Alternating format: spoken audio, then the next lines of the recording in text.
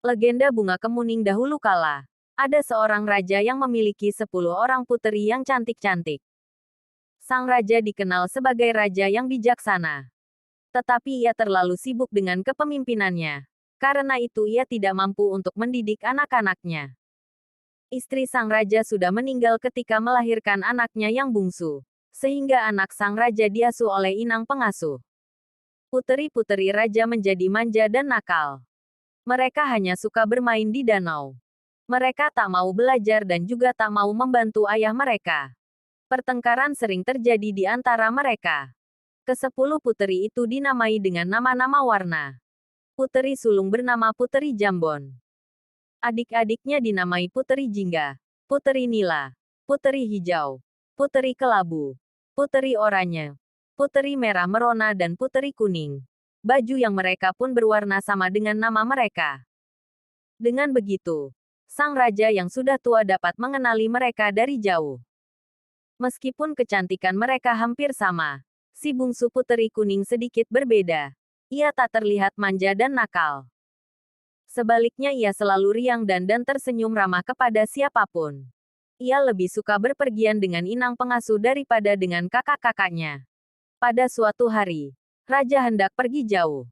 Ia mengumpulkan semua puteri-puterinya. Aku hendak pergi jauh dan lama.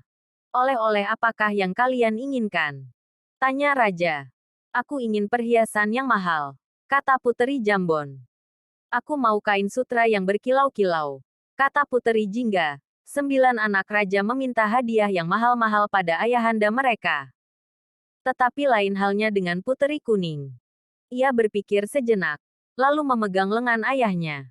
Ayah, aku hanya ingin ayah kembali dengan selamat, katanya. Kakak-kakaknya tertawa dan mencemoohkannya. Anakku, sungguh baik perkataanmu. Tentu saja aku akan kembali dengan selamat dan kubawakan hadiah indah buatmu, kata sang raja. Tak lama kemudian, raja pun pergi. Selama sang raja pergi, para puteri semakin nakal dan malas. Mereka sering membentak inang pengasuh dan menyuruh pelayan agar menuruti mereka. Karena sibuk menuruti permintaan para puteri yang rewel itu, pelayan tak sempat membersihkan taman istana. Puteri Kuning sangat sedih melihatnya karena taman adalah tempat kesayangan ayahnya. Tanpa ragu, Puteri Kuning mengambil sapu dan mulai membersihkan taman itu. Daun-daun kering dirontokkannya, rumput liar dicabutnya, dan dahan-dahan pohon dipangkasnya hingga rapi. Semula inang pengasuh melarangnya, namun Puteri Kuning tetap berkeras mengerjakannya. Kakak-kakak Puteri Kuning yang melihat adiknya menyapu, tertawa keras-keras. Lihat tampaknya kita punya pelayan baru, kata seorang di antaranya. Hai pelayan, masih ada kotoran nih, ujar seorang yang lain sambil melemparkan sampah. Taman istana yang sudah rapi, kembali acak-acakan. Puteri Kuning diam saja dan menyapu sampah-sampah itu. Kejadian tersebut terjadi berulang-ulang sampai Puteri Kuning kelelahan. Dalam hati ia bisa merasakan penderitaan para pelayan yang dipaksa mematuhi berbagai perintah kakak-kakaknya. Kalian ini sungguh keterlaluan. Mestinya ayah tak perlu membawakan apa-apa untuk kalian. Bisanya hanya mengganggu saja, kata Puteri Kuning dengan marah. Sudah aku bosan. Kita mandi di danau saja, ajak Puteri Nila. Mereka meninggalkan Puteri Kuning seorang diri.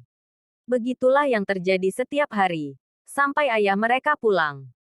Ketika sang raja tiba di istana, ke-9 puterinya masih bermain di danau, sementara Puteri Kuning sedang merangkai bunga di teras istana. Mengetahui hal itu, raja menjadi sangat sedih. Anakku yang rajin dan baik budi. Ayahmu tak mampu memberi apa-apa selain kalung batu hijau ini. Bukannya warna kuning kesayanganmu, kata sang raja. Raja memang sudah mencari-cari kalung batu kuning di berbagai negeri. Namun benda itu tak pernah ditemukannya. Sudahlah ayah, tak mengapa. Batu hijau pun cantik. Lihat, serasi benar dengan bajuku yang berwarna kuning, kata Puteri Kuning dengan lemah lembut. Yang penting, ayah sudah kembali. Akan kubuatkan teh hangat untuk ayah, ucapnya lagi. Ketika Puteri Kuning sedang membuat teh, kakak-kakaknya berdatangan. Mereka ribut mencari hadiah dan saling memamerkannya. Tak ada yang ingat pada Puteri Kuning. Apalagi menanyakan hadiah.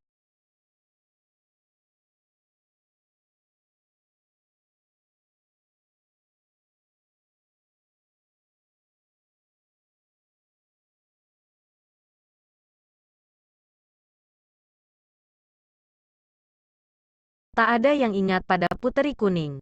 Apalagi menanyakan hadiahnya. Keesokan hari, Puteri Hijau melihat Puteri Kuning memakai kalung barunya. Wahai adikku, bagus benar kalungmu. Seharusnya kalung itu menjadi milikku. Karena aku adalah Puteri Hijau. Katanya dengan perasaan iri. Ayah memberikannya padaku. Bukan kepadamu. Sahut Puteri Kuning. Mendengarnya, Puteri Hijau menjadi marah. Ia segera mencari saudara-saudaranya dan menghasut mereka. Kalung itu milikku. Namun ia mengambilnya dari saku ayah. Kita harus mengajarnya berbuat baik, kata Puteri Hijau.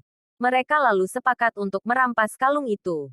Tak lama kemudian, Puteri Kuning muncul. Kakak-kakaknya menangkapnya dan memukul kepalanya.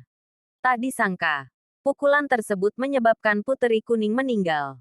Astaga, kita harus menguburnya, seru Puteri Jingga. Mereka beramai-ramai mengusung Puteri Kuning, lalu menguburnya di taman istana.